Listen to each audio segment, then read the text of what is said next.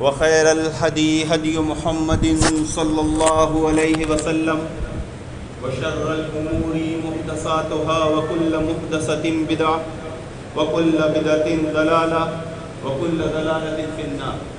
أما بعد، يا مقلب القلوب ثبت قلبي على دينك رب اشرح لي صدري ويسر لي أمري واحلل عقدة من لساني يفقهوا قولي. اللهم رب زدني علما، اللهم رب زدني علما، اللهم رب زدني علما. اللهم لا سهل الا ما جعلته سهلا وانت تجعل الحزن سهلا اذا شئت. بے شک تمام تعریف اکیلے اللہ وحدہ لا شریک کے لیے سزاوار ہے. ہم اس کی حمد بیان کرتے ہیں، مجھ سے مدد طلب کرتے ہیں، مجھ سے توبہ کرتے ہیں، مجھ سے مغفرت طلب کرتے ہیں. ہم اللہ رب العالمین کی ایسی حمد بیان کرتے ہیں جو مکمل مسلسل مستدھار ہو، اور اس کی ایک ہی بات دیگر نازل ہونے والی نعمتوں کا شکر ادا کرتے ہیں، ایسا شکر جس میں مسلسل اضافہ ہوتا رہے. اور درود و سلام اللہ کے نبی صلی اللہ علیہ وسلم اور آپ کے اصحاب پر. اللہم صلی علی محمد وعلی آل محمد کما صلیت علی ابراہیم وعلی آل ابراہیم انک حمید مجید. اللہم بارک علی محمد وعلی آل محمد کما بارکت علی ابراہیم وعلی آل ابراہیم انک حمید مجید. یا ایھا الذین آمنوا لا تقدموا بین یدی اللہ ورسولہ واتقوا اللہ ان اللہ سمیع علیم. اے ایمان والو، اللہ اور اس کے رسول صلی اللہ علیہ وسلم سے آگے نہ بڑھو، اللہ رب العالمین سے ڈرو. اللہ رب العالمین سب کچھ سننے والا اور سب کچھ جاننے والا. محترم حاضرین، سورۃ الفتح کے اختتام پر اللہ رب العالمین نے اللہ کے نبی صلی اللہ علیہ وسلم اور آپ کے اصحاب کے اوصاف بیان کیے، اور سورۃ الحجرات میں صحابہ اکرام کی پاک جماعت کو اللہ کے نبی صلی اللہ علیہ وسلم کے ادب احترام اور زندگی گزارنے کے آداب سکھلائے گئے. لا تقدموا بین یدی اللہ ورسولہ، یہ اللہ کے نبی صلی اللہ علیہ وسلم کے ادب احترام مقام مرتبے کا خیال رکھنا اور زندگی گزارنے کے آداب میں سے. ایک مسلمان کی زندگی کا محور یہی ہے کہ اس کا کوئی بھی عمل اللہ اور اس کے رسول صلی اللہ علیہ وسلم سے آگے جانے والا نہ ہو. اللہ کے نبی صلی اللہ علیہ وسلم پہ مقام مرتبے احترام کا تقاضا ہے کہ اللہ اور اس کے رسول صلی اللہ علیہ وسلم سے کسی بھی مسئلے میں ایک مسلمان آگے بڑھنے کی کوشش نہ کرے. اور اس آیت کریمہ کی تفسیر میں مفسرین اکرام نے اس کے بہت سارے معنی بیان کیے، جس کا علم ہر مسلمان کو ہونا چاہیے، اور صرف ہونا نہیں چاہیے، اسے یاد رکھنا چاہیے کہ اس آیت کریمہ کے کتنے معنی ہیں، کیا معنی لیا جائے گا، کیسے پتہ کیا جائے گا کہ ہم اللہ اور اس کے رسول صلی اللہ علیہ وسلم سے آگے بڑھ رہے ہیں، آگے تو نہیں بڑھ رہے ہیں. تو اس کا پہلا معنی مفسرین اکرام نے بیان کیا ہے کہ جو کچھ اللہ اور اس کے رسول صلی اللہ علیہ وسلم نے بیان فرما دیا اس کو اپنے لیے کافی اور شافی سمجھنا.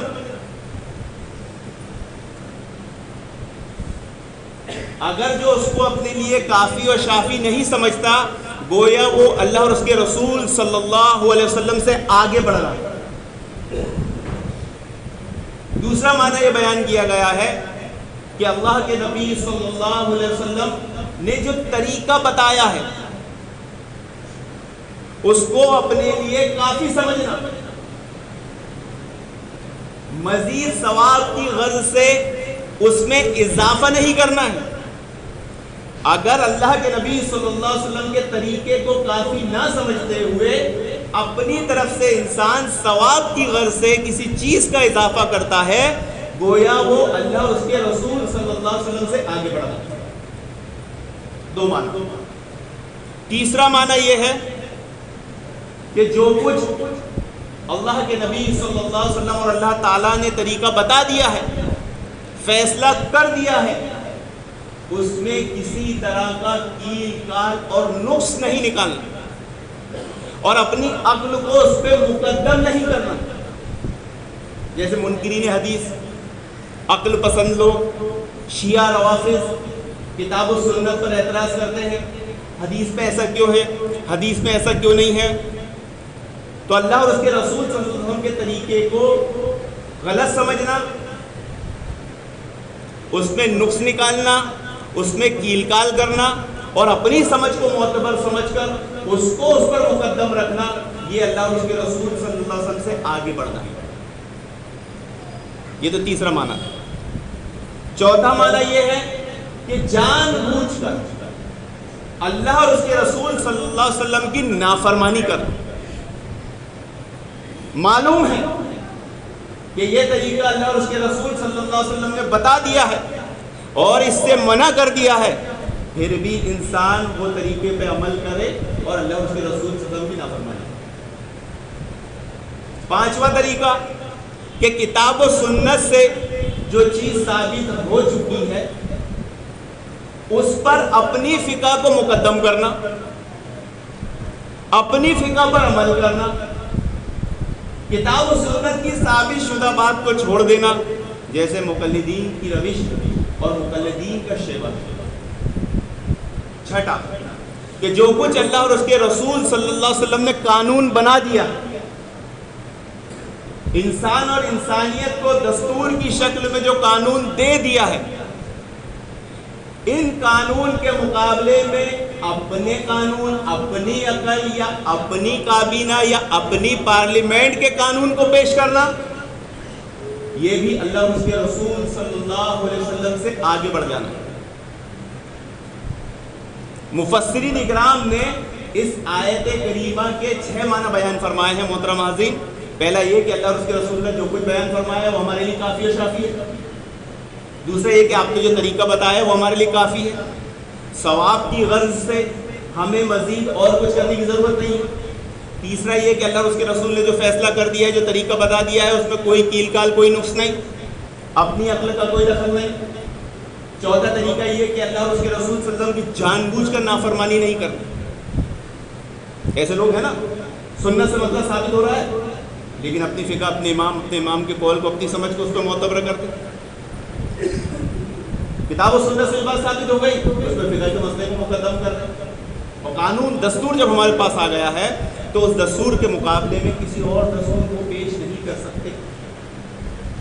اس آیت کریمہ میں 3 باتیں ہیں. یا ایھا الذین آمنوا لا تقدموا بین یدی اللہ، یا ایمان والو اس کے رسول سے آگے مت بڑھو، ایک بات. دوسری بات واتقوا اللہ، اللہ تعالیٰ سے ڈرو. اور تیسری بات ان اللہ سمیع علیم، اللہ رب العالمین سب کچھ سننے والا، سب کچھ جاننے والا ہے. یعنی اللہ اور اس کے رسول سے آگے بڑھنے والے کو کیا کرنا چاہیے؟ خوف رکھنا چاہیے اس بات. اور ایک اللہ اور اس کے رسول پر طریقے پر عمل کرنے والے کو بھی اس بات کا خوف رکھنا چاہیے کہ کہیں جانے انجانے میں اللہ اور اس کے رسول صلی اللہ علیہ وسلم سے آگے تو نہیں بڑھ جاتا. جانے انجانے میں، جان بوجھ کے نہیں. ایک مسلمان، ایک ایمان والا جان بوجھ کے ایسا کر سکتا ہے؟ ہرگز نہیں کرے. اگر اسے عمل ہوگا تو کیسے ہوگا؟ انجانے میں ہوگا. تو اسے اللہ رب العالمین کا خوف کھاتے ہوئے ڈرتے رہنا چاہیے. اور پھر یہ عقیدہ بھی رکھنا ہے کہ ان اللہ سمیع علیم، اللہ رب العالمین سب کچھ جانتا ہے، اللہ رب العالمین سب کچھ سنتا ہے. تو جو ہمارے دلوں میں چل رہا ہے، جو ہماری نیتوں میں ہے، سب چیز کی اس کو خبر. تو عمل کرتے وقت اس بات کا خاص خیال رکھنا ہے کہ کسی بھی مسئلے میں اللہ اور اس کے رسول سے آگے نہیں بڑھتا. وہ 3 صحابہ کا واقعہ آپ حضرات کے سامنے ہیں. ایک صحابی آئے، انہوں نے کہا میں ہمیشہ عبادت کروں گا. ایک صحابی آئے، میں ہمیشہ روزے رکھوں گا. ایک آئے، میں شادی ہی نہیں کروں. محترم حاضرین، اس حدیث میں ایک پیغام ہے. کیا پیغام ہے؟ وہ صحابہ نے ابھی عمل نہیں کیا تھا، صرف خیال کا اظہار کیا تھا. جس کی خبر اللہ کے نبی صلی اللہ علیہ وسلم کو لگی، حضرت عائشہ کو آگے بتائے. حضرت عائشہ نے اللہ کے نبی صلی اللہ علیہ وسلم کو اس کی خبر دی. اللہ کے نبی نے کہا کہ کیا تم نے ایسا خیال ظاہر کیا کہ تم میں سے کوئی شادی نہیں کرے گا، تم میں سے کوئی ہمیشہ روزے رکھے گا، تم میں سے کوئی رات بھر دیر نماز پڑھے گا، خیال ظاہر کیا تھا، عمل نہیں کیا تھا. اللہ کے نبی صلی اللہ علیہ وسلم کو ڈانٹ لگائی. میں روزہ بھی رکھتا ہوں، میں رات میں سوتا بھی ہوں اور میں نکاح بھی کرتا ہوں. اور پھر تنبیہ کی کہ جس نے میرے طریقے سے انحراف کیا اس کا مجھ سے کوئی تعلق نہیں. اللہ اور اس کے رسول سے آگے بڑھنے کے نقصان کیا کیا ہے؟ وارننگ دی گئی کیا کہ اس کا میرے سے کوئی تعلق نہیں. تو جو اللہ اور اس کے رسول صلی اللہ علیہ وسلم کے طریقوں کو کافی اور شافی نہیں سمجھے وہ یہ سمجھ لے وہ اہل سنت نہیں ہے. ہم کسی کو کافر مشرک نہیں کہہ رہے. وہ اللہ کے نبی صلی اللہ علیہ وسلم نے یہاں کافر و مشرک نہیں کہا، بلکہ کیا کہا؟ وہ میرے طریقے پر اس کا میرا کوئی تعلق نہیں، وہ ہم میں سے نہیں. مختلف حدیث اور مختلف الفاظ ہیں، اس کا معنی بہت سارے مفسر شارح نے بیان کیے. اس میں سے ایک معنی یہ ہے کہ وہ اہل سنت میں سے نہیں. تو اللہ کے نبی صلی اللہ علیہ وسلم کی اطاعت کرنا ہے، اللہ کے نبی صلی اللہ علیہ وسلم کی اطاعت ہر حال میں کرنا ہے، اللہ کے نبی صلی اللہ علیہ وسلم کی اطاعت کرنا ہے اور اپنے اعمال برباد نہیں کرنا ہے. اللہ تعالیٰ نے یہاں تک خبردار کیا ہے کہ اللہ اس کے رسول صلی اللہ علیہ وسلم کی اطاعت کرو تاکہ تم پر رحم کیا جائے. رسول صلی اللہ علیہ وسلم جو تمہیں دے اسے لے لو، جس چیز سے تمہیں روکے اس سے رک جاؤ. اور پھر تم میں سے کوئی شخص اس وقت تک مومن نہیں ہو سکتا جب تک کہ وہ میری لائی ہوئی شریعت کے تابع نہ ہو جائے. جو شریعت جو طریقہ کار میں نے بتا دیا ہوں اس کو جب تک وہ مان نہ لے، اس کے مطابق اپنے دین ایمان کو نہ بنا لے، وہ مومن نہیں ہو سکتا. اور پھر اس کے بعد قاعدہ بتایا گیا ہے اطیعوا اللہ اطیعوا الرسول واولی الامر منکم. اس کے بعد یہ قاعدہ ہے کہ اطاعت کرو اللہ اس کے رسول کی اور ان میں سے جو حاکم ہیں ان کی، جو حکام ہیں ان کی، جو امام ہیں، جو مفسرین اکرام ہیں، جو ائمہ ہیں، ان مختلف معنی ہیں. اولی الامر منکم کے اس میں حکام بھی آتے ہیں، ائمہ بھی آتے ہیں. فاسألوا اہل الذکر ان کنتم لا تعلمون. جس چیز کا علم نہیں والوں سے پوچھو. پوری بحث کا خلاصہ یہ ہے ایک مسلمان کی زندگی ہمیشہ اس انداز میں گزرے اور وہ ہمیشہ چوکنا رہے کہ کسی مسئلے میں وہ اللہ اور اس کے رسول سے آگے تو نہیں بڑھ رہا. آگے بڑھ رہا ہو تو کیا کرے؟ پیچھے آ جائے. اور یہ مسئلہ ہوتا ہے عبادت کے تعلق سے، خاص طور سے رمضان کے مسئلے. اور یہ ہمارا تمہارا مسئلہ نہیں ہے. یہ ہم میں اور آپ میں کوئی برائی ہے اس زمانے میں ہے ایسا نہیں ہے، بلکہ یہ مسئلہ تو اللہ کے نبی صلی اللہ علیہ وسلم کے زمانے سے چلا رہا ہے. اللہ کے نبی کے تربیت یافتہ صحابہ خود یہ خیال کر رہے ہیں کہ اللہ کے نبی تو بخشے بخشائے ہیں، آپ کو عبادت کی کیا ضرورت ہے؟ ہمیں عبادت کی ضرورت ہے، اس لیے ہم زیادہ عبادت کریں. تو یہ زیادہ عبادت کا مسئلے پر ہی یہ 8 اور 20 رکعت کا مسئلہ بنا ہے. اب اس مسئلے کو سمجھنے سمجھانے کا آسان سا اصول کیا ہے؟ حضرت عائشہ رضی اللہ عنہا کی حدیث کیف کانت صلاۃ رسول اللہ صلی اللہ علیہ وسلم. عبد الرحمن تابعی آئے حضرت عائشہ سے پوچھا. کیا پوچھا؟ سارا مسئلہ اسی حدیث میں حل ہے. لیکن اگر ایک آدمی اللہ اور اس کے رسول کی بات کو ماننے کو تیار نہیں ہے، اس پہ ایمان لانے کو تیار نہیں ہے، اس پر دل سے یقین کرنے کو تیار نہیں ہے، تو پھر کچھ نہیں کیا جا سکتا. وہ کیلکال کرنے والا ہے تو کرتا رہے. تابعی نے سوال کیا حضرت عائشہ سے، کس تعلق سے؟ فی رمضان، کہ رمضان میں اللہ کے نبی صلی اللہ علیہ وسلم کے رات کے قیام کی، قیام اللیل کی، قیام رمضان کی کیفیت کیا تھی؟ ما کان یزید فی رمضان ولا فی غیرہ الی 11 رکعۃ. حضرت عائشہ رضی اللہ عنہا نے بیان فرما دیا کہ رمضان ہو یا غیر رمضان اللہ کے نبی صلی اللہ علیہ وسلم 11 رکعت سے زیادہ نہیں پڑھتے. یہاں پر کمی کی نہ بحث نہیں چل رہی ہے. بحث کس بات کی ہو رہی ہے؟ 11 سے زیادہ کی، 11 سے کم کی بحث ہو رہی ہے. تابعی کو معلوم تھا کہ اللہ کے نبی صلی اللہ علیہ وسلم پورے سال کیا عمل کرتے ہیں. غیر رمضان میں اللہ کے نبی کا عمل 11 رکعت کا ہے، تابعی کو یہ بات پتہ ہے. اب چونکہ رمضان آتا ہے نیکیاں بڑھ جاتی ہیں، نیکیوں کا اجر بڑھ جاتا ہے. اللہ کے نبی صلی اللہ علیہ وسلم کمر کو کس لیتے ہیں، تو کیا کچھ عبادت میں اضافہ کرتے ہیں تو کیسے کرتے ہیں، تو کتنا. کیفا کے لفظ کے معنی میں کیفیت بھی آتی ہے اور تعداد بھی آتی ہے. یہ مقلدین نے کیا کیا کہ کیفیت کو تو مانا لیکن تعداد کا انکار کر دیا کہ کیف کا معنی کیفیت ہوتا ہے، تعداد نہیں ہوتا. خیر اس مسئلے کا حل بھی دوسری حدیث میں، ایک دوسری حدیث میں کم کا لفظ ہے. کائے کا کیفا کانت کی جگہ کم کانت، کتنی پڑھتے تھے. مسئلہ حل ہو گیا، مقلدین کا بیڑا غرق ہو گیا. لیکن ظلم دیکھیے کہ وہ مقلدین جو تراویح تہجد کے مسئلے میں کیفیت کو مانتے نہیں. ہم کہتے قیام اللیل، قیام رمضان، تراویح تہجد وتر یہ ایک ہی نماز ہے، اس کی کیفیت کے نام ہے، وہ وہاں مانتے نہیں.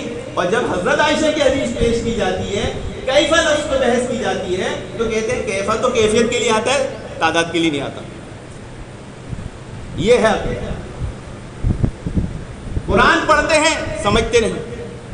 اصل مسئلہ سمجھنا نہیں چاہتے، اپنی فقہ کو کتاب و سنت پر مقدم کرنا چاہتے ہیں، اپنی عقل کو اللہ کے نبی صلی اللہ علیہ وسلم کے طریقے پر فوقیت دینا چاہتے ہیں. اسے صاف طور سے اللہ اور اس کے رسول سے آگے بڑھ کر شمار کیا جاتا ہے. اور ایک مسلمان کے لیے بڑی خطرناک بات ہے کہ اگر وہ اللہ اور اس کے رسول سے آگے بڑھتا ہے اس کے اعمال برباد، اس کا اہل سنت سے کوئی تعلق نہیں. تو بحث رمضان المبارک میں جو خاص ہے، مقید ہے، قید جسے بولتے قید، وہ 11 رکعت کی. اللہ کے نبی 11 رکعت سے زیادہ نہیں پڑھتے تھے. اب اس سے ہٹ کر مزید کوئی سوال آتا ہے تو وہ اس قید سے ہٹ کر ہے، وہ اس بحث سے خارج ہے اور وہ اس نماز سے بھی خارج ہے. وہ مطلقاً نماز ہے، مطلقاً نوافل ہے، اس کو اس بحث سے جوڑنا ہی نہیں ہے. اگر آپ کو اس پر بحث کرنا ہے تو آپ کو 11 رکعت سے زیادہ نہیں پڑھنا ہے. اب اگر آپ کا جی چاہ رہا ہے کہ مجھے مزید اضافہ کرنا ہے تو آپ اس کے قیام کو لمبا کریے. اس کا فیصلہ بھی حضرت عائشہ نے اسی حدیث میں کر دیا کہ جب انہوں نے پوچھا کہ اللہ کے نبی کیسے پڑھتے تھے، کتنی پڑھتے تھے، تو 11 رکعت سے زیادہ نہیں پڑھتے تھے. اس کی تفصیل حضرت عائشہ نے بتا دی کہ 4 رکعت پڑھتے تھے. اس کی طول اور خوبی کا انداز مت پوچھو. پھر 4 رکعت پڑھتے تھے، اس کی طول اور خوبی کا مسئلہ مت پوچھو. اور پھر آپ آرام کرتے تھے، سو جاتے تھے. تو میں نے کہا اللہ کے نبی صلی اللہ علیہ وسلم آپ وتر سے پہلے سو جاتے ہیں؟ تو اللہ کے نبی صلی اللہ علیہ وسلم نے فرمایا اے عائشہ میری آنکھیں بند ہوتی ہیں، دل جاگتا ہے. تو انبیاء علیہ السلام کو یہ معجزہ، یہ خصوصیت دی جاتی ہے کہ وہ سوتی حالت میں بھی ان کے دل جاگتے رہتے ہیں کیونکہ ان پہ وحی کا سلسلہ شروع ہوتا ہے. تو کوئی کہے کہ اللہ کے نبی 8 رکعت پڑھنے کے بعد سو جاتا ہے، میں بھی سو جاؤں گا. تو بھائی تو نبی ہے، آپ نبی ہو، آپ کا دل جاگ رہا ہے، بلکہ ہم سوئیں گے تو ہمارا دل بھی سو جائے گا. وہ نبی کی خصوصیت تھی. اور وہ خصوصیت کب تھی؟ جب وہ 4 رکعت کو خوب طول دے کر خوب لمبا کر کے پڑھتے تھے. اتنا لمبا کر کے پڑھتے تھے کہ جب ابتدائی رات سے اگر شروع کرتے تھے تو آدھی رات ہو جاتی. جب دوسری بار اللہ کے نبی صلی اللہ علیہ وسلم نے تراویح کی نماز پڑھائی اور آدھی رات کو ختم کر دی تو صحابی رسول نے سوال کیا اللہ کے نبی صلی اللہ علیہ وسلم ہماری چاہت ہے کہ آپ اس کو آخر تک، سحر تک، فلاح تک لے کے جاتے. نماز کا شوق ان میں بھی ہے، عبادت کا شوق جیسے ہم میں ہے صحابہ میں بھی تھا. تو صحابی نے کہیں پر بھی اس کے آگے جا کے مزید رکعتیں پڑھنے کا ڈیمانڈ نہیں کیا، بلکہ کہا گیا اللہ کے نبی اسی رکعتوں کو آپ کیا کرتے، اتنا لمبا کرتے قیام کو کہ کہاں تک لے جاتے. فلاں تک، سحری تک لیا. تو پھر جب تیسری بار اللہ کے نبی صلی اللہ علیہ وسلم نے جماعت کروائی تو آدھی رات سے جو شروع کی تو فجر تک پڑھائی. یہاں تک صحابی کہتے ہیں ہمیں خطرہ لاحق ہوا کہ فلاں فوت نہ ہو جائے، یعنی سحری چھوٹ جائے. تو اگر مزید عبادت کی چاہت ہے تو انہی 11 رکعات کو آپ خوب خوبصورت بنائیے، خوب لمبا کر کے پڑھیے، خوب طول دیجیے، بڑے بڑے قیام کیجیے. لیکن مسئلہ کیا ہے؟ یہ کب ہوگا؟ تنہائی میں ہو سکتا ہے، ہو سکتا ہے. کب ہوگا؟ جب وہ شخص حافظ ہو یا وہ شخص اس کو قرآن زیادہ یاد ہو. لمبے قیام کے لیے لمبی صورتیں لگیں گی. وہ صحابت نبی تو ان کو یاد تھا، وہ ایک دن ایک تہجد میں ایک رات کے 7 پارے پڑھتے تھے. ہم سے ایک بھی نہیں پڑھا جاتا. تو وہ طول، وہ خوبی ہم سے تنہائی میں تو آ نہیں سکتی. اب اس کی طول اور خوبی کہاں آئے گی؟ جماعت کی کیفیت میں. تو اگر زیادہ عبادت، رات بھر عبادت، خوب عبادت کرنا ہے، اچھی بات ہے. لیکن اس بات کا خیال رکھیے کہ اللہ اس کے رسول سے آگے نہیں بڑھنا ہے. اسی عمل کو خوبصورت بنائیے، اسی عمل کو طول دیجیے، اسی عمل کو خوبصورت بنا کے خوب لمبا قیام کریے. رات میں عشاء کے بعد عشاء پڑھ کے چلے جائیے، آدھی رات کو پڑھیے، سحری تک پڑھیے. مقلدین ہمارا مسئلہ یہی ہے کہ یہ 11 رکعت قید ہے. تم نے اسے مطلقاً چیزوں سے جوڑ کر 20 کیوں بنا دیا، 22 کیوں بنا دیا، 40 کیوں بنا دیا. مسنون رکعت تراویح 11 ہے. اختیاری کی کوئی میعاد مقرر نہیں ہے، کوئی تعداد کا تعین نہیں ہے. تو اختیاری الگ چیز ہے اور 11 رکعت الگ چیز ہے. تو 11 کی شکل و صورت کسی بھی حالت میں بدلنی، تبدیل نہیں ہونی چاہیے. جیسے اللہ کے نبی صلی اللہ علیہ وسلم نے پڑھا ہے، صحابہ نے پڑھا ہے، ہم کو پڑھنا ہے. ہاں ہم اس میں اتنا سدھار کر سکتے ہیں. ہمارے وہاں تراویح ہو رہی ہے 1 گھنٹہ سوا گھنٹے کی، کر دو اسے 3.5 گھنٹے کی، جیسے سعودی عرب میں ہوتا ہے. اور ایک مسئلہ، رمضان کے تعلق سے جتنے مسائل ہوتے ہیں اب ان میں دھیرے دھیرے الحمدللہ سدھار آ رہا ہے. کیسے؟ پہلے وہاں بھی 10 رکعت کی 2 جماعت ہوتی تھی، لوگ بھی سمجھتے تھے. کیا ہوا؟ اب سدھار آ گیا، اب 11 ہوئے. وہاں دھیرے دھیرے جیسے حالات بن رہے ہیں اس میں سدھار آ رہا ہے. ہمارے وہاں بھی ایک عمل ہوتا تھا، پورے رمضان 1 گھنٹے سوا گھنٹے کی تراویح میں ہم پورا قرآن ختم کرتے تھے. سدھار آیا. اب سدھار آیا تو ہم نے کیا کیے؟ 10 پارے 15 پارے پڑھے. ہر چیز میں جو بگاڑ تھا اب اس میں سدھار آ رہا ہے اور لوگ سدھار کی نیت سے کر رہے ہیں. وہ صحابہ بھی خیال کیے تھے، اچھی نیت سے کیے تھے، عبادت ہی کرنا تھی ان کو. لیکن یہ خیال میں اگر منہج سلف نہیں ہوگا تو وہ صحابی جیسے اگر غلط راستے کو اختیار کرنے کی سوچ سکتے ہیں تو ہم کیوں نہیں کر سکتے اور ہم سے کیوں نہیں ہو سکتا؟ اور یہی ہوتا ہے اور یہی ہو رہا. تو جہاں ہم سے منہج سلف سے راستہ ہٹ رہا ہے ہماری ذمہ داری ہم لوٹ کر آ جائیں. مثال کے طور پر ابھی 3 یا 4 دن پہلے کی بات ہے، یہ مسئلے پہ بحث آتی اور یہ مسئلے پہ بحث آتی درس و تدریس ہو سکتا ہے کہ نہیں آخری عشرے میں. مختلف قول، اتنے اقوال کہ ایک عام آدمی تو الجھ جاتا ہے، پریشان ہو جاتا ہے. الدین یسر، دین آسان، تو پھر اتنا مشکل کیوں ہے کہ اختلاف کی اتنی جماعتیں کیوں ہیں؟ اس کا مسئلہ یہ ہے، اس کی اصلی علت یہ ہے، اصول یاد رکھیے کہ دین آسان ہے، کتاب و سنت آسان ہے. لیکن ان کتاب و سنت کو سمجھانے کے لیے جو ائمہ کے اقوال لگتے ہیں ان کو سمجھنا مشکل ہے. اسی میں انسان کو ٹھوکر لگتی ہے، اسی میں لوگ ٹھوکر کھائے ہیں. اور دنیا میں جتنے فرقے، جتنے مذہب، جتنے مسلک بنے ہیں وہ اہل علم کی غلطی کی بنیاد پر بنے. جہاں ان کے اہل علم نے غلطی کیا اس غلطی کو انہوں نے پکڑا اور اس کو فالو کرنے لگے، ایک جماعت ایک فرقہ بن گیا. تو ائمہ کی بات کو، علماء کی بات کو، اس کے صحیح پہلو کو سمجھنا یہ اصل چیز ہے. اسے ہی تفقہ فی الدین کے تعلق سے کہا گیا. جس کو اس کی بات سمجھ میں آ جائے گی وہ مسئلے کو آسان سے حل کر لے گا، نہیں سمجھ پائے گی نہیں کر پائے گا. درس و تدریس ہو سکتے نہیں، کر رہے ہیں تو بدعت ہے، نہیں کریں گے تو ہوگا. یہ مسئلہ ہے ہی نہیں. مسئلہ یہ ہے کہ جاننے والے اور نہ جاننے والے کا فرق. جو لوگ جانتے ہیں وہ تو جانتے ہیں، جو نہیں جانتے وہ کیا کریں گے؟ تو ریشو دیکھا جائے گا، اس مسجد کا ریشو دیکھا جائے گا کہ 5 صف لگ رہی ہے، اس میں جاننے والے کتنے اور نہ جاننے والے کتنے. اگر 3 صف والے جاننے والے ہیں تو دعوت و تدریس کم ہوگی. کیوں؟ کیونکہ یہ 3 صف والے ہیں، یہ ایک دوسرے کی اصلاح کر کے ان کو سمجھاتے رہیں گے. ضروری نہیں کہ ہر کوئی امام صاحب سے، خطیب صاحب کا مسئلہ پوچھے گا. دوستی یاری ہے، ملنا بیٹھنا ہے، ایک دوسرے سمجھا کے مسئلہ سمجھا دیں، وہ بات پہنچ جاتی ہے. لیکن اگر نہیں جاننے والے ہیں، اور اصل مسئلہ یہ ہے کہ نہیں جاننے والے، یہ تواراوی اور اس کے مسئلوں میں اس مسجد کی بات کر لی جائے تو کتنے لوگ ہیں جن مسائل کو جاننے والے؟ ایک صبری ایسی ہے.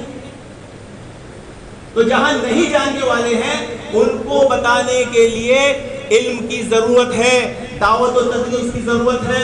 یہ مقام بہت بڑا ہے، یہ عبادت سے بڑا ہے.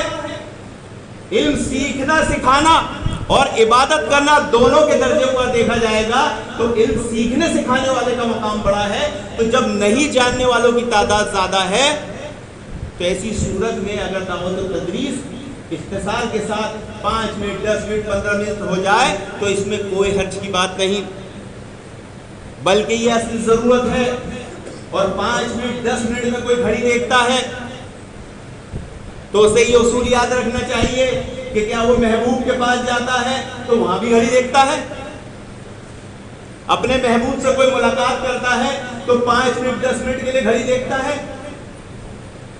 اللہ تعالیٰ سے محبت ہے، دین سے محبت ہے. مسئلہ 3 سے یا 4 دن پہلے ہوا، اگر کیمرہ ہوتا تو میں ویڈیو نکال کے دکھا دیتا. مسئلہ کیا ہوا محترم حاضرین کہ میری بھی اس دن پہ 1 رکعت چھوٹ گئی. میں اس وقت صف میں شامل ہوا جب امام صاحب رکوع میں چلے گئے تھے اور میرے ساتھ بھی ایک شخص تھا. تو ہم دونوں نے تو رکوع کو نہیں پایا تو ہم نے رکعت دہرائی. پہلی رکعت کا مسئلہ تھا، پہلے امام صاحب رکوع میں گئے اور میرے پاس میں کون تھا مجھے یاد نہیں. اور چونکہ میں سوچا بھی تھا کہ ابھی درس میں کھڑا رہوں گا تو مسئلہ بیان کروں گا، لیکن اس وجہ سے کہ بھائی بہت 5 منٹ 10 منٹ میں بات کو سمیٹ کے بولنا پڑتا ہے، کیا بولوں کیا نہیں بولوں، کیا چھوٹ جاتا ہے کیا رہ جاتا ہے، پھر اگلے دن کور کرتا ہے، ذہن سے نکل گئی بات. ہم دونوں نے رکعتوں کو دہرایا لیکن ہمارے بازو کی کسی صف نے نہیں دہرائی. میں یہاں کھڑا تھا، وہاں تک جتنے لوگ کھڑے تھے کسی نے بھی اس رکعت کو نہیں دہرایا. اور پیچھے جو لوگ تھے جن کی تو 1 سے زیادہ چھوٹی تھی انہوں نے بھی عمل دیکھا. اب چونکہ درس کا میں نے نیت کیا تھا کھڑے رہ کے اس مسئلے کو بتاؤں گا کہ جس کو رکوع ملتا ہے رکعت نہیں ملتی. اگر امام صاحب رکوع میں گئے اور آپ اس وقت شامل ہوئے آپ کو رکعت دہرانا ہے.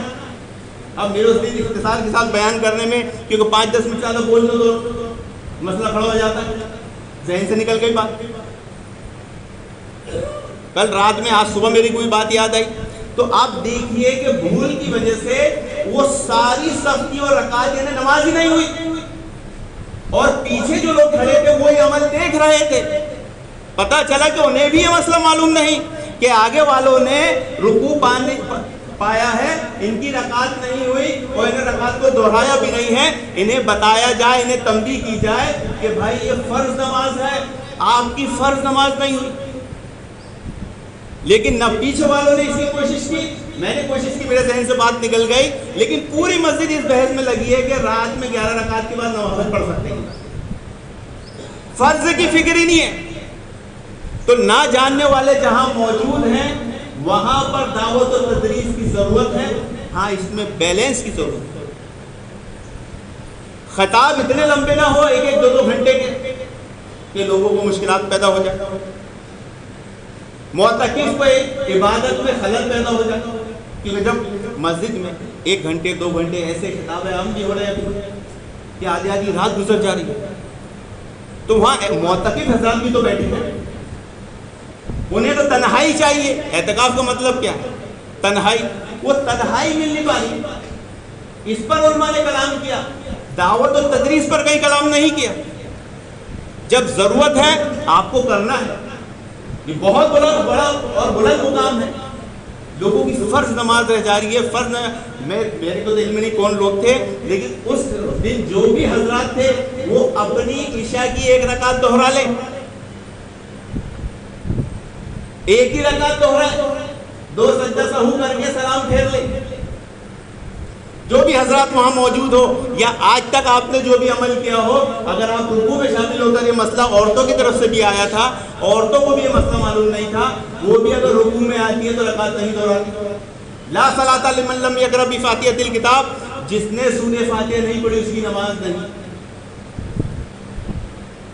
تو جب نہیں جاننے والے موجود ہیں تو وہاں پر یہ مسئلہ آتا ہے. محترم حاضرین، میری نہیں آپ کی بھی ذمہ داری بنتی ہے کہ آپ بھی علم و تدریس، دعوت و تدریس ان تک پہنچانے کی کوشش کریں. مسئلہ پھر کہ جاننے والے زیادہ ہیں یا جاننے والے کم ہیں. کیا بولے؟ کیسے پڑھ لیں گے؟ ہاں، بہت اچھا سوال پوچھے. بعض احباب کیا کرتے ہیں کہ دیکھ لیتے ہیں امام صاحب نے کہ اب جیسے جو صورتیں ہم کو یاد ہوتی ہے، فلق، ناس، اما پارا کی جو صورتیں یاد ہوتی ہے وہ ختم ہونے والی ہے، وہ وضو کر کے دوڑتے ہوئے آتے ہیں، اسپیڈ میں آتے ہیں، نماز میں شامل ہوتے ہیں، اور امام صاحب اللہ اکبر کے رکوع میں جاتے تو پڑھتے کھڑے رہتے ہیں اور امام صاحب رکوع میں ہوتے ہیں. اور وجہ سورہ فاتحہ، آپ کو سورہ فاتحہ وہاں نہیں پڑھنا ہے، امام تو رکوع میں، آپ سورہ فاتحہ پڑھتے کھڑے. آپ آ کے ہاتھوں کو اٹھائیں اور سیدھے رکوع میں چلے جائیں. اس کے لیے ہاتھوں کو باندھنا ضروری نہیں ہے. لوگ ہاتھوں کو اٹھاتے اور باندھتے ہیں اور اس کے بعد رکوع میں جاتے. بولے نیت بن گئی. نیت بن گئی کا یہ مطلب نہیں ہوتا. نیت کا مطلب ہے ہاتھوں کو اٹھانا اور گرانا. اگر امام صاحب رکوع میں ہاتھوں کو اٹھائے، دل میں ارادہ کیے کون سی نماز ہے، رکوع میں چلے گئے، پھر انہوں نے سورہ فاتحہ پڑھا. امام صاحب رکوع میں اب سورہ فاتحہ پڑھ رہے ہیں، یہ کون سا طریقہ ہے؟ یہ کہیں سے بھی رخصت نہیں ہے. جب آپ کو رکعت دہرانے کی رخصت ہے تو پھر وہاں یہ مسئلہ کیوں؟ یہ مسئلہ تو کب آتا کہ اگر وہاں رخصت نہیں ہوتی. یہ مسئلہ ان کا آتا جن کے اس کی رخصت نہیں ہے تو وہ کریں گے، ہمارے یہاں مسئلہ نہیں ہے. تو ہم جس حالت میں امام کو پائے، چاہے وہ رکوع میں چلے جائے، چاہے وہ کوما میں چلے جائے، چاہے وہ سجدے میں چلے جائے، چاہے وہ تشہد میں چلے، ہاتھوں کو اٹھائے، چھوڑے اور اسی کیفیت میں وہاں چلے جائیں جہاں امام صاحب ہے. اچھا پوچھے آپ، بات لوگ احباب، اگر امام صاحب پہلی رکعت کر لیے، سجدے میں ہیں، ابھی اٹھنے والے ہیں، لوگ آ کے کھڑے ہو جاتے ہیں. جب تک یہ کھڑے ہوں گے تب تک ہم نیت نہیں مانیں گے. اتنا انتظار نہیں کرنا ہے. وہ جس حالت میں ہے اس حالت میں آپ کو شامل ہو جانا ہے، چاہے وہ رکوع میں ہے، چاہے وہ سجدے میں، چاہے قوما میں، چاہے تشہد میں ہے، جہاں بھی جس کیفیت میں ہے آپ ہاتھوں کو اٹھائیے اور چلے جائیے. تو ہر مسئلے میں اس بات کا خاص خیال رکھنا ہے محترم حاضرین کہ ہمیں اللہ اور اس کے رسول صلی اللہ علیہ وسلم سے آگے نہیں بڑھنا. وہ مسئلہ جو لوگ پیچھے کھڑے تھے، جن کو معلوم تھا کہ انہوں نے رکعت نہیں دوہرائی، ان کی نماز نہیں، اور اس پر وہ خاموش رہے. تو اچھا وہ خاموش رہے تو ان کے ہاتھ سے کیا چیز گئی معلوم ہے؟ وہ صدقے سے محروم ہو گئے. حدیث میں کیا آتا ہے؟ ہر مسلمان پر صدقہ کرنا ضروری ہے.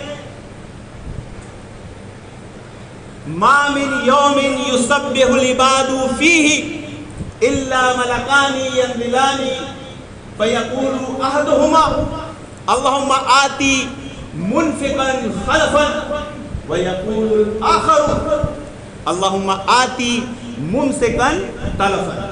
رواہ بخاری. اللہ کے نبی صلی اللہ علیہ وسلم نے فرمایا کوئی دن ایسا نہیں گزرتا جب اللہ کے بندے بیدار نہ ہوتے ہو اور ان پر 2 فرشتے نہ اترتے ہو. کوئی دن، کوئی صبح ایسی نہیں ہوتی کہ لوگ بیدار ہوتے، اللہ کے بندے بیدار ہوتے اور آسمان سے 2 فرشتے نہیں اترتے اور ایک دعا کیا کرتا ہے؟ اللہم آتی منفقا خلفا. جو اللہ رب العالمین تیری راہ میں خرچ کرتا ہے اس کے مال میں برکت دے.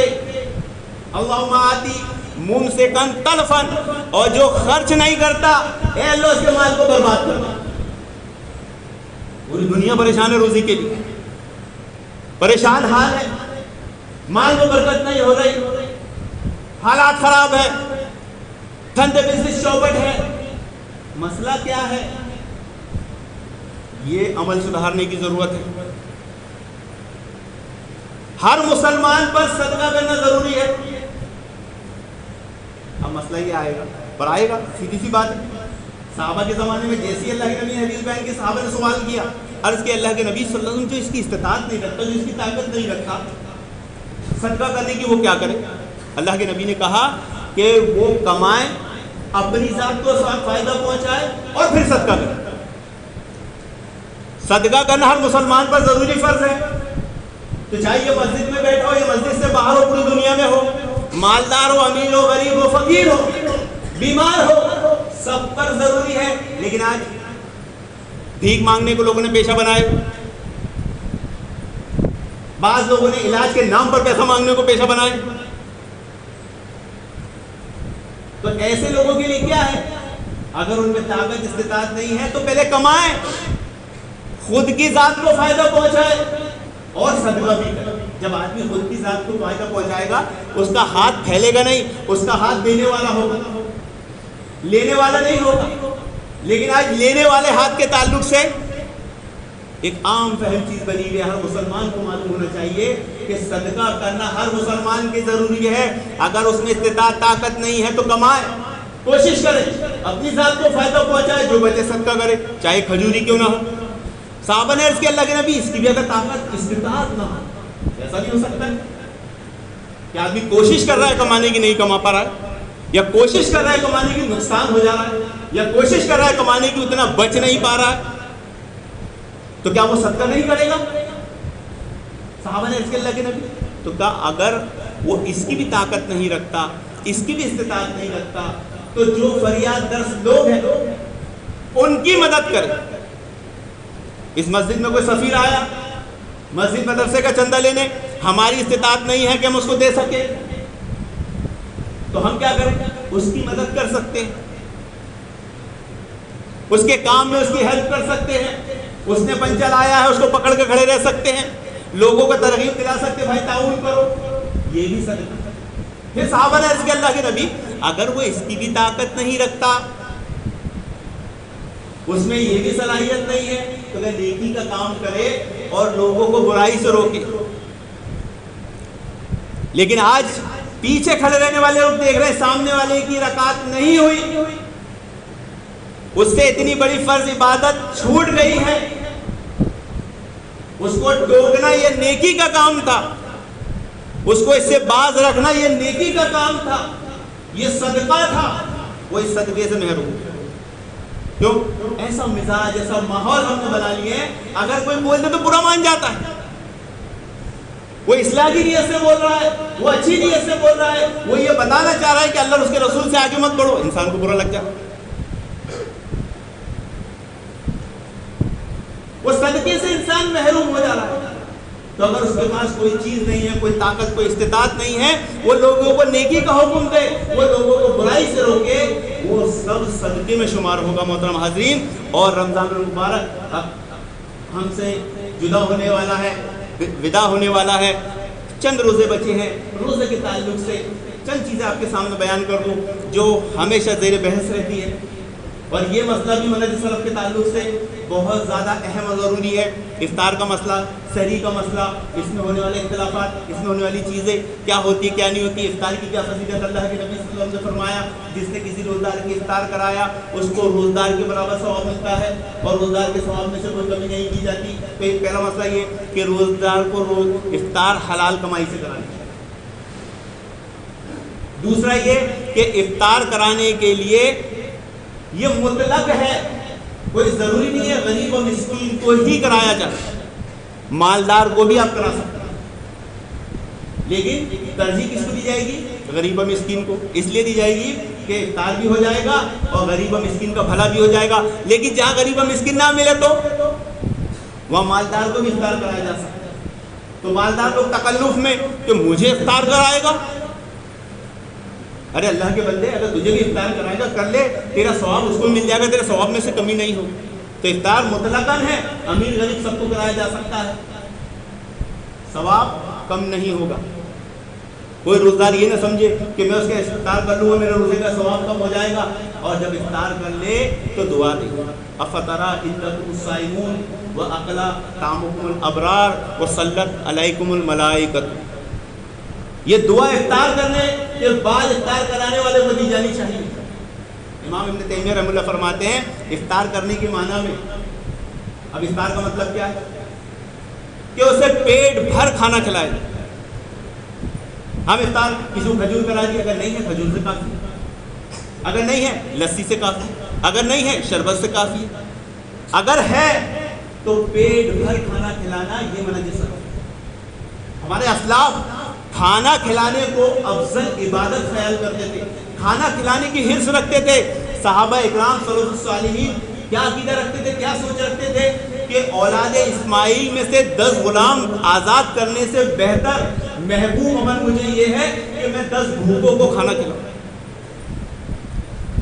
عبداللہ ابن عمر رضی اللہ عنہ، امام حنبل، مالک بن دینار، داؤد الطائی، یہ صحابہ اکرام، یہ تبع تابعین، یہ سلف الصالحین افطار کے تعلق سے کیا نیت رکھتے تھے معلوم ہے؟ اپنی افطاری دوسروں کو دینے کی ترجیح رکھتے تھے. آج مساجد میں افطاری لگتی ہے، کہاں زیادہ افطاری لگی ہے آدمی وہاں جا کے بیٹھتا ہے، یا کسی کو کم مل گئی میرے کو کم دے دی اس کو زیادہ دے دی. منہج سلف کے محرومی کی وجہ سے مسئلہ کھڑا ہوتا ہے. اگر منہج سلف معلوم ہوتا آدمی اپنی افطاری اٹھا کے دوسرے کو دیتا. عبداللہ ابن عمر کبھی غریب اور مسکین کے بنا افطاری نہیں کرتے تھے. اور بنو عدی ایک قبیلہ تھا کہ ان کے لوگ جو مسجد میں نماز پڑھتے تھے ان کی شان تو یہ تھی وہ کبھی اکیلے کھانا نہیں کھاتے تھے، کبھی اکیلے افطاری نہیں کرتے تھے. اگر گھر میں کوئی نہیں ہے تو اپنا افطاری کا سامان اٹھا کے مسجد لے آتے تھے، غریب و مسکینوں کے ساتھ بیٹھتے تھے.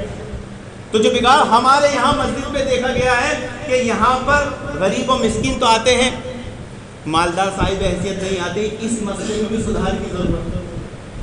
ہمیں بھی اپنے گھروں سے افطاری لا کر یہاں بیٹھ کے کرنے کی ضرورت ہے، تاکہ غریب اور مسکین اپنے آپ کو لاچار، مجبور، بے عزت محسوس نہ کریں کہ میں بے بس ہوں، میرے پاس استطاعت نہیں ہے، مجھے مجبوری میں آنا پڑ رہا ہے. ایسا ماحول بنا. سلف الصالحین خود روزدار ہوتے تھے اور روزداروں کی خدمت کرتے تھے روزہ کھلانے میں. یہ بڑی سعادت کی بات ہے. وہ لوگ جو افطاری کا انتظام کرتے ہیں، افطاری کے کام میں ہاتھ بڑھاتے ہیں، لیکن یہ کام میں کون لوگ ہیں جو بیچارے کمزور، مجبور ہیں، لاچار. ہم میں سے جتنے سمجھدار، صاحب استطاعت، مالدار لوگ ہیں ان کی ذمہ داری ہے کہ وہ حالت روزے میں آ کے روزداروں کی خدمت کرے، معتکفوں کی خدمت کرے، سحری میں ان کی مدد کرے. یہ منہج سلف ہے محترم حاضرین. کیوں؟ کھانا کھلانا ایک بڑی عبادتوں میں شمار ہوتا ہے اور اس سے آپس میں محبت بڑھتی ہے. تم میں سے کوئی شخص اس وقت تک جنت میں نہیں جا سکتا جب تک کہ وہ ایمان نہ لے آئے، اور تم میں سے کوئی شخص اس وقت تک مومن نہیں ہو سکتا جب تک وہ ایک دوسرے سے محبت نہ کرنے لگے. تو کھانا کھلانے کی فضیلت، افطار کرانے، سحری کرانے کی فضیلت، یہ بڑی سعادت کی بات ہے. چند روز بچے ہیں، چند روزے بچے ہیں، ابھی بھی وقت گیا نہیں ہے. ابھی بھی ہم روزداروں کی، سحری کی، معتکفوں کی اور رات میں اعتکاف کرنے والوں کی، سحری کرنے والوں کی، روزداروں کی، سب کی خدمت کر سکتے ہیں. اپنے گھروں سے کھانا بھی بھیج سکتے ہیں. یہ بھی ایک بگاڑ ابھی آ گیا ہے. پہلے جو لوگ ہیں بزرگ میرے موجود ہیں، مجھے تو بچپن یاد ہے، میرے محلے میرے گھر کا عمل مجھے یاد ہے. کچھ بھی ہو جائے گھر سے ایک سالن، ایک ترکاری مسجد میں ضرور جاتی تھی اور بچوں کی فوج ہوتی تھی. ہر گھر سے ایک تھالی بن کر مسجد میں جاتی تھی. جو گھر میں بھجیے، جو بھی نمکین، جو بھی وہاں بنتا تھا، جو بھی ترکاری سبزی، وہ بن کر ضرور مسجد میں جاتی تھی. یہ نہیں دیکھا جاتا تھا کہ مسجد میں تو انتظام ہے، اب اس کی کیا ضرورت ہے. یہ سدھار کی ہمارے وہاں ضرورت ہے. اور ایک آخری بات بول کے اپنی بات ختم کروں گا، جو ہم نے الحمدللہ 2 سال میں عمل کیا ہے. اللہ رب العالمین ہمارے اس نیک عمل کو قبول فرمائے، ہمارے شوق کو بڑھائے کہ ہم نے قرآن کو ترتیل کے ساتھ سننے کی کوشش کی. اس لیے ہم نے 10 سے 15 پارے یا 10 سے 18 پارے یا 15 سے 20 پاروں کا اہتمام کیا. بہت اچھا عمل ہے، آپ قابل تعریف لوگ ہیں.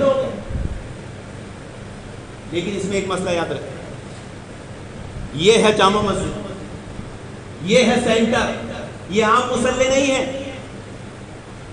یہ جامع مسجد ہے. یہ جب بنے گی عالی شان بنے گی. دنیا کی کوئی جامع مسجد سادی سودی نہیں ہوتی. وہ جو جامع مسجد ہے اس کے مقابلے میں تو کچھ بھی نہیں ہے. اگر ان کی قیمتیں دیکھ لیں گے تو 500 کروڑ نکلے گی آج کے ٹائم میں. اگر اس میں 1 کروڑ لگ بھی جائے, لگا تو ہے نہیں, لوگوں نے یہ بھی پروپیگنڈا کر دیا کہ کروڑوں لگ گئے. رمضان میں جھوٹ بول رہے ہیں, یہ بھی نہیں معلوم کہ جھوٹ بولنے والے کا اللہ رب العالمین بھوکا پیاسا تو پسند ہی نہیں کرتا.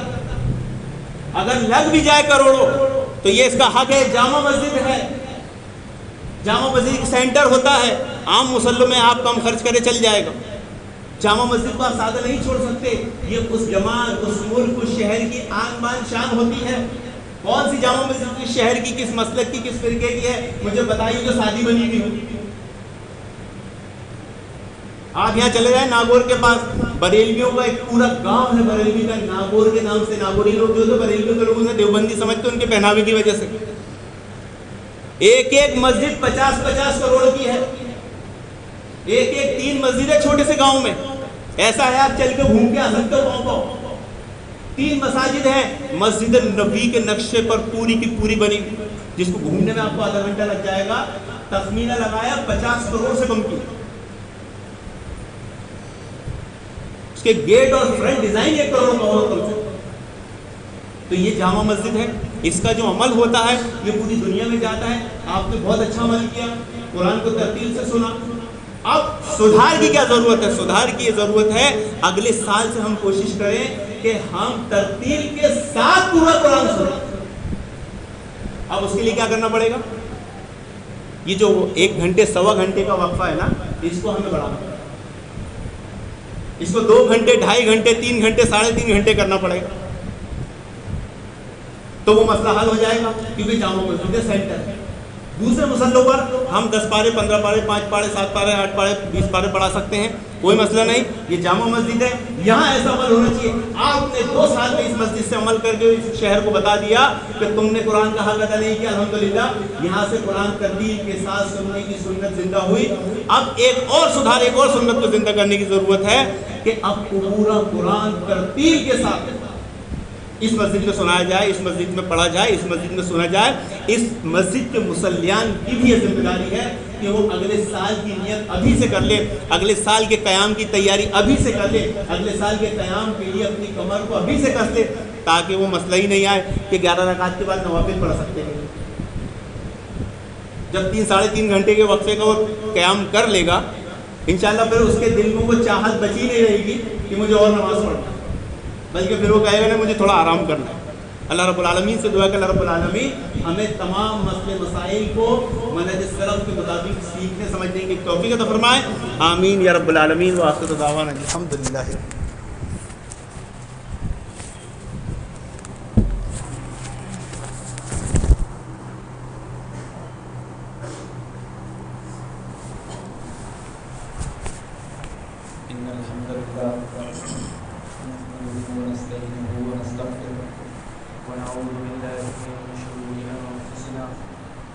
سيئات أعمالنا من يهده الله فلا مضل له ومن يضلل فلا هادي له وأشهد أن لا إله إلا الله وحده لا شريك له وأشهد أن محمدا عبده ورسوله أما بعد فإن خير الحديث كتاب الله وخير الهدي هدي محمد صلى الله عليه وسلم وشر الأمور محدثاتها وكل محدثة بدعة وكل بدعة ضلالة وكل ضلالة في النار. أما بعد أعوذ بالله السميع العليم من الشيطان الرجيم من همزه ونفخه ونفسه. سبحان الله وبحمده سبحان الله العظيم سبحان الله وبحمده سبحان الله العظيم سبحان الله وبحمده سبحان الله العظيم وآخر دعوانا الحمد لله رب العالمين.